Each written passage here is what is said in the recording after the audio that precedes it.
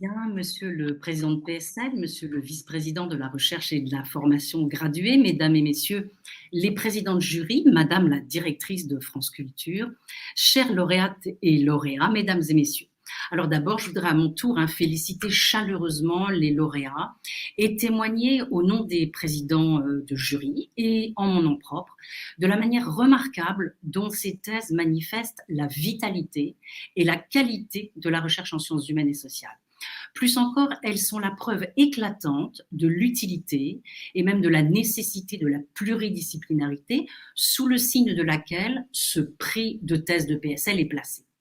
Alors, je voudrais essayer de montrer dans le temps qui m'est imparti pourquoi ces thèses nous invitent finalement sans doute à dépasser le grand partage entre sciences de la nature et sciences humaines et sociales dont nous avons hérité et à prendre acte de son inadaptation à la situation actuelle,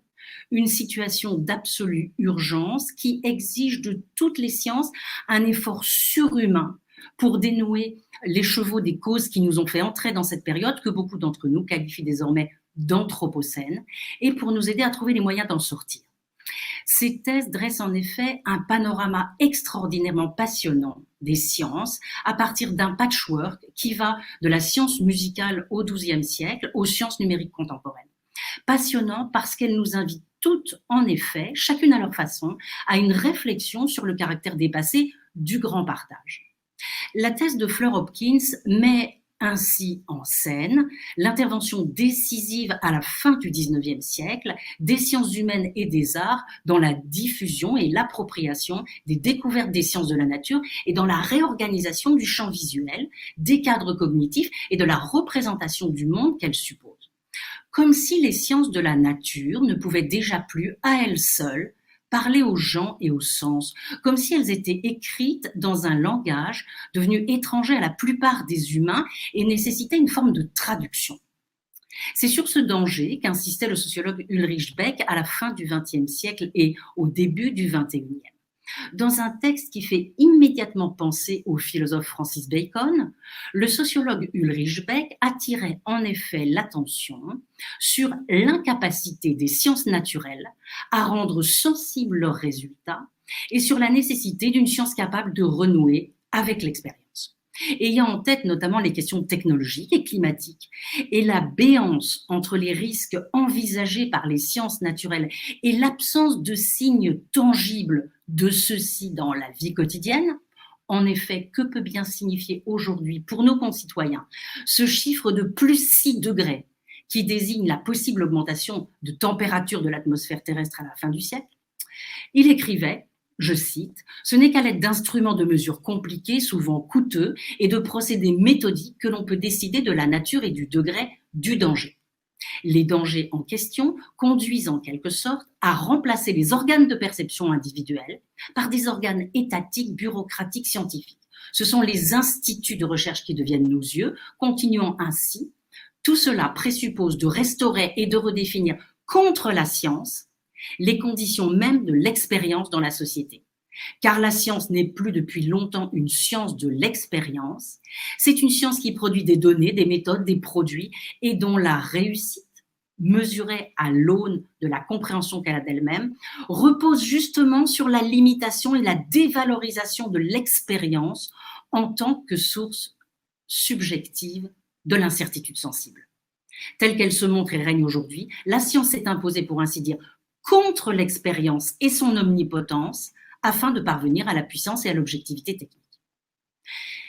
Les sciences auraient donc perdu cette capacité essentielle à partir de l'expérience et à parler au sens que Bacon décrivait si magnifiquement dans ses œuvres, notamment dans La Nouvelle Atlantide. Est-ce paradoxalement parce que le programme baconien aurait été pleinement accompli? On se souvient que le père de la maison de Salomon, cette maison des savants consacrée à l'étude des œuvres et des créations de Dieu sur l'île de Ben Salem, prononce cette phrase souvent considérée comme l'emblème de la modernité. Notre fondation a pour fin de connaître les causes et le mouvement secret des choses et de reculer les bornes de l'empire humain en vue de réaliser toutes les choses possibles. Fin de citation. Bacon n'est pas seulement le père de l'empirisme, il est aussi celui qui assigne aux sciences la mission de transformer radicalement le monde et de mettre la nature au service des fins humaines pour améliorer les conditions de vie, au point qu'on le soupçonnera de pélagianisme, cette théorie considérée comme hérétique par l'Église parce qu'elle soutient que l'humain est capable de restaurer le royaume d'Adam sur Terre. Les promesses de ce programme de la modernité, pleinement partagé par Descartes, qui, quelques années après Bacon, on s'en souvient, plaidera pour que les sciences rompent avec la scolastique, pour qu'elles deviennent utiles et qu'elles permettent aux humains de se rendre comme maîtres et possesseurs de la nature, ce programme, ces promesses seront tenues au-delà de toute espérance. Il reviendra aux sciences humaines et sociales, de Max Weber à Adorno et Horkheimer, dans Dialectique de la raison, à Hans Jonas, dans Le principe responsabilité, de mettre en évidence et de dénoncer le processus de désenchantement du monde et de rationalisation qui s'est alors engagé et a, selon eux, sous-tendu et légitimé une mise en coupe réglée de la nature, vidée dès l'époque cartésienne de ses puissances magiques, réduite à l'étendue, est devenue à la fois pleinement accessible à la raison et étrangère au plus grand nombre. En effet, comme l'écrit Galilée, l'univers est désormais, je cite, écrit dans une langue mathématique, et les caractères en sont les triangles, les cercles et d'autres figures géométriques sans lesquelles il est impossible humainement d'en saisir le moindre mot. Sans ces moyens, on risque de s'égarer dans un labyrinthe obscur. Fin de citation. À la suite de Weber, Adorno et Horkheimer, puis l'école de Francfort, engageront donc le procès d'une rationalisation qui a pris appui sur la raison calculante et la puissance des chiffres, un langage insensible qui ne parle plus au sens pour faire, dans le sillage de l'injonction baconienne, du savoir un pouvoir. Un procès que les sciences humaines et sociales contemporaines se sont employées à nourrir, comme en témoignent deux des autres 5 thèses primées, celle d'Antoine Fabre et celle de Mehdi Labzaï. Les deux mettent en effet en évidence la manière dont certaines sciences ou dispositifs de quantification ont été mis au service de l'exploitation d'êtres humains, prisonniers des bagnes de Cayenne dans un cas, paysans éthiopiens dans l'autre, rejoignant ainsi de manière très fine et rigoureuse toute une riche série de travaux, souvent nourris des analyses de Foucault et de Desrosières, qui dévoilent les effets de ce que le juriste Alain Suppiot a appelé la gouvernance par les nombres, en vigueur dans l'ensemble des sciences, qu'elles soient naturelles ou humaines et sociales. Alors ce procès d'une raison humaine devenue folle et se retournant contre elle-même, ce procès du désenchantement du monde auquel ce processus aurait conduit, en laissant les humains mettre la nature à sac pour satisfaire toutes leurs envies, ce procès de ce que les chercheurs nomment aujourd'hui, selon leurs référents théoriques, le capitalocène, le plantatiocène ou le studlucène, l'historien médiéviste Lynn White avait contribué à l'alimenter en 1967 dans son fameux article intitulé « Les racines historiques de notre crise écologique ». Dans ce texte passionnant et controversé, White faisait de façon très précoce le constat d'une crise écologique majeure. Je cite, « Aujourd'hui, la façon dont l'espèce humaine transforme son environnement a pris de telles proportions que son essence même s'en trouve changée. On voit clairement qu'en dehors de l'homme, aucune créature n'a jamais souillé son habitat avec autant de rapidité. » Fin de citation. Et il mettait en cause une double responsabilité, celle de Bacon, mais aussi et d'abord celle du judéo-christianisme et plus précisément de la Genèse. L'historien mettait en effet en cause l'ordre donné par Dieu à sa créature préférée, nous, de dominer et d'assujettir la terre et les autres espèces et d'autoriser ainsi le processus de séparation entre humain et nature. Je cite, « Le christianisme, dit-il, est la religion la plus anthropocentrique que le monde ait jamais connue. L'homme partage la transcendance de Dieu vis-à-vis de la nature. Non seulement le christianisme instaure un dualisme entre l'homme et la nature, en opposition absolue à l'ancien paganisme, comme aux religions de l'Asie, mais il insiste également sur le fait que l'exploitation de la nature par l'homme pour satisfaire à ses fins propres résulte de la volonté de Dieu. » Fin de citation. Si la thèse de White est si passionnante, C'est parce qu'il impute ces immenses changements à l'influence des représentations, hein, dans le sillage ouvert par Max Weber et son analyse des liens entre éthique protestante et esprit du capitalisme. Et il montre que c'est le changement des représentations du monde, finalement de ce qu'on pourrait appeler une cosmologie, qui est à leur origine. Plus précisément, indique-t-il, je cite encore, dans l'Antiquité, chaque arbre, chaque source, chaque filet d'eau, chaque colline avait son propre genius loci, son génie protecteur. Avant de couper un arbre, de percer une montagne ou de détourner un ruisseau, il était donc important d'apaiser le génie protecteur du lieu et de faire en sorte qu'il demeure apaisé. En détruisant l'animisme païen, le christianisme a permis, lui, d'exploiter la nature sans aucunement se soucier des sentiments des objets naturels. Fin de citation. Alors si cette thèse mérite toujours d'être étudiée et discutée, c'est aussi parce qu'elle entre en résonance avec des travaux de plus en plus nombreux qui accumulent les preuves que cette grande séparation entre nature et culture n'est pas un universel, mais qu'au contraire, le naturalisme, cette cosmologie particulière où l'humain se pense comme radicalement séparé de la nature et supérieur à celle-ci, semble bien être une exception occidentale.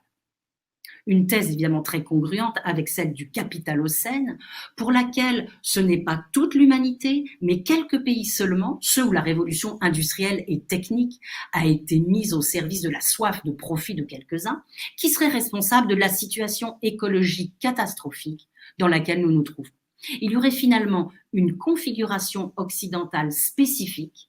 certes peu à peu étendue à l'ensemble du globe, mais ayant laissé subsister des poches témoignant de sa non-universalité, qui serait à l'origine de notre crise écologique. Et l'animisme dont parle Lynn White serait non pas seulement un type de représentation du monde qui aurait définitivement et universellement disparu, mais une des configurations parmi les 4 que suggère par exemple Philippe Descola, l'animisme, le totémisme, l'analogisme et le naturalisme, encore en vigueur aujourd'hui. À la fin de son article, solidement appuyé sur la conviction que les représentations guident la marche du monde et que pour faire bifurquer nos sociétés, il nous faut changer nos représentations, on dirait sans doute aujourd'hui nos cadres cognitifs, White suggère ni plus ni moins d'adopter une autre religion et d'en revenir sinon à l'animisme, du moins à la religion professée par François d'Assise, pour lequel toutes les créatures sont égales. Notons que ce dernier est aussi la personnalité à laquelle le pape François, dans son encyclique sur la sauvegarde de la maison commune, souhaite confier la responsabilité de la terre dans un texte qui fait d'ailleurs directement allusion à la thèse de White, que le pape ne peut évidemment pas accepter puisqu'elle rend Dieu directement responsable de la situation dans laquelle nous nous trouvons. Évidemment, on ne décrète pas un retour à l'animisme, même si des appels de plus en plus nombreux se font entendre pour donner une voix aux plantes et aux animaux, pour leur reconnaître des droits ou pour faire de l'atteinte à ceux-ci un crime. Mais la première suggestion de White, qui rejoint les réflexions d'un Descola et nous fait soudainement comprendre que les humains ne peuvent sans doute pas continuer à se considérer et à se comporter plus longtemps comme un empire dans l'empire, sa suggestion de croire dans le pouvoir d'influence qu'ont les représentations nous importe au plus haut point. Elle nous propose en effet, pour dépasser le grand partage entre humain et nature, pour réencastrer l'humanité dans la nature et pour substituer au paradigme de l'exploitation et de la conquête un paradigme de l'amour, du respect et du prendre soin, comme le suggère Aldo Léopold dans Almanach d'un comté des sables, de changer nos représentations du monde. Alors curieusement, White ne va pas jusqu'au bout de son raisonnement. Au lieu de nous proposer de réfléchir au contenu de nos sciences, à leur articulation, il leur donne congé. Il écrit ceci: « Personnellement, je doute que les chocs en retour qui se révèlent désastreux du point de vue écologique puissent être évités simplement en traitant le problème par toujours plus de science ou de technique. Notre science et notre technique sont nées d'une attitude chrétienne concernant la relation de l'homme et de la nature, qui est maintenant presque universellement répandue. Ce que nous faisons en matière d'écologie dépend de nos idées concernant la relation de l'homme et de la nature. Recourir à toujours plus de science et de technique ne nous fera pas sortir de la crise écologique actuelle, à moins que nous ne nous dotions d'une autre religion ou que nous ne repensions l'ancienne. » Fin de citation. Mais pourquoi opérer ce saut logique? Pourquoi ne pas considérer au contraire que nous devons réformer à la fois notre représentation du monde et nos sciences, et que parce que nous avons compris que l'humain doit être réencastré dans le reste du monde, il nous faut désormais repenser radicalement nos sciences, leurs fondements et leur articulation. Si nous commençons à être convaincus qu'il n'y a pas d'exceptionnalité humaine, ou du moins que cette exceptionnalité est relative et exige la prise en compte des limites et des lois naturelles qui régissent l'ensemble du monde, alors il nous faut construire collectivement à la suite d'Aristote et de son organon, à la suite de Bacon et de son Novum Organum, un nouveau Novum Organum, une autre articulation des sciences, cohérente avec la nouvelle cosmologie qu'il nous faut désormais accepter et qui consiste non pas à refuser aux humains une forme de supériorité, non pas à faire régner le biocentrisme et l'anti-humanisme, mais simplement à réintégrer l'humain dans le reste du monde et à délimiter précisément les domaines d'intervention et les périmètres de légitimité restreints des différentes sciences. Il n'est donc question ni de faire le procès des sciences naturelles en disculpant les sciences humaines et sociales, ni de légitimer de nouveaux impérialismes dont toutes les disciplines sont friandes. Il s'agit plutôt de renoncer à chercher le facteur explicatif dernier, tantôt l'atome, tantôt le gène, tantôt le langage, tantôt la rareté, mais de penser des inscriptions, des interactions, des appartenances et des légitimités réduites à certains espaces.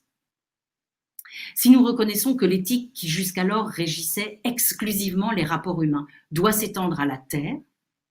que certaines disciplines qui cherchent toujours à universaliser leurs approches doivent au contraire cantonner celles-ci à certaines sphères, et que d'autres ne doivent pas hésiter à donner de la voix pour rappeler leur importance, nous aurons sans doute fait un grand pas. Un Novum Organum du XXIe siècle reconnaîtrait l'inscription de nos économies dans des interactions sociales plus larges, irréductibles au raisonnement économique et au langage monétaire, organiserait la rupture de nos sciences humaines et sociales avec le paradigme de l'exceptionnalité humaine, mettrait en place la coexistence pacifique des sciences naturelles, qui disent les lois du monde, et des sciences humaines et sociales, ayant pour objectif de décrire la façon dont ces lois universelles sont accommodées aux diverses sociétés humaines.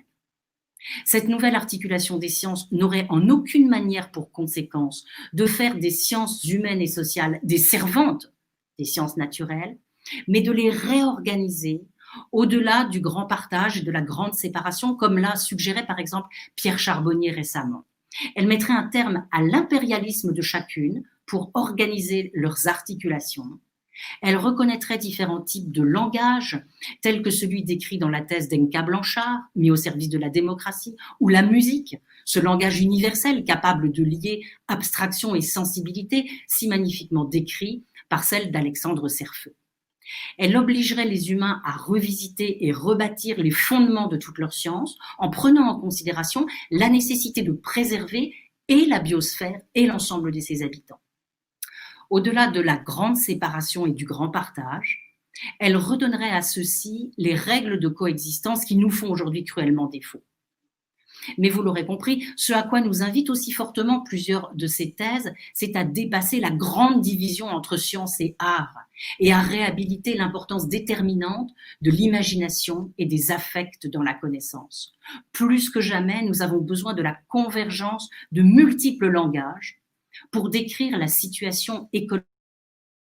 inquiétante dans laquelle se trouve notre monde, mais aussi le caractère désirable des possibles. Je voudrais donc, chers lauréates et lauréats, à nouveau vous remercier très vivement d'avoir apporté une contribution déterminante à ces réflexions pleinement actuelles et rappeler pour conclure combien nos sciences ont aujourd'hui vraiment besoin de financement et de contrats stables et pérennes pour mener à bien leur mission essentielle. Merci beaucoup. Merci beaucoup, cher Dominique Méda. Merci de cette conférence forte et généreuse, à votre manière, dans laquelle